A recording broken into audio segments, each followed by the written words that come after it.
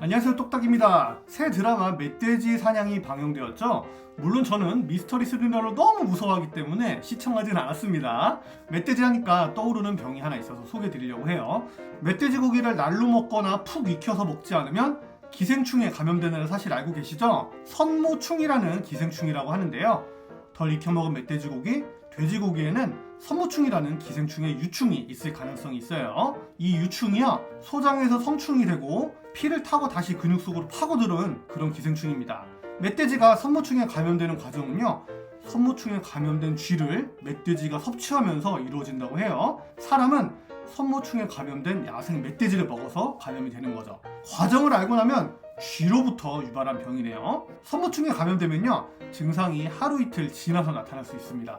마치 속이 아프다거나 설사를 할 수가 있어요. 피로하기도 하고 메스껍기도 하고 구토를 보일 수도 있는데, 증상만 딱 종합해 놓고 보면은 이거 장염 아니야? 라고 생각할 수 있는데, 멧돼지 고기를 먹어서 발생한 기생충 감염 증상으로 의심하기는 매우 힘들겠죠. 그래서 병력 청취가 매우 중요해요.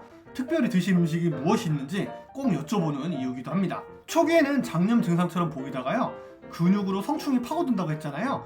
그 이후에는 고열, 근육통, 관절염, 결막염과 함께 호흡곤란, 그리고 말을 하는데도 지장이 있을 수가 있어요.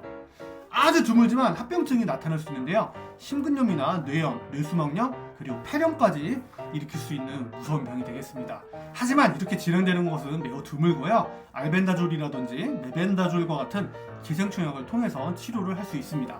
야생 멧돼지뿐만 아니라 덜 익힌 고기나 생고기를 먹는다면 이 기생충에 감염될 수 있어요. 물론 정상적으로 깨끗이 사육되고 사료가 통제된 환경이라면 안심하셔도 됩니다. 야생동물에서 발견되는 경우가 대부분이기 때문이죠. 그렇다고 해서 방심해서는 안 되는 이유가 있는데요, 이전에 선모충에 감염됐던 고기를 분쇄하는 그라인더를 깨끗한 고기를 다시 갈면서 사용하는 경우에 의도치 않게 전파를 시킬 수가 있거든요. 그럼 어떻게 방지할 수 있을까요? 앞에서 다 말씀드렸죠. 날고기, 생고기, 야생고기를 될 수 있으면 피하시고요, 고기 분쇄기나 그라인더를 철저히 청소하고 소독을 해야 합니다. 그리고 조리하기 전후에 손을 깨끗이 씻는 것도 중요하고요. 보통 돼지고기 같은 경우에는 3주 정도 얼리면 죽거든요. 기생충이 죽는데, 야생동물 고기에 이 숨어 들어간 기생충이나 유충 같은 경우에는요, 동결 저항성이 있습니다. 네, 얼음 저항성, 얼려도 죽지를 않는다는 사실 염두하시고, 전자레인지로 가열을 해도 모든 기생충을 다 싹 죽일 수 없다는 사실도 알고 계셔야겠어요. 드라마 멧돼지 사냥 제목을 보고 불현듯 생각난 선모충에 대해서 말씀드렸습니다. 건강하세요. 똑딱이었습니다.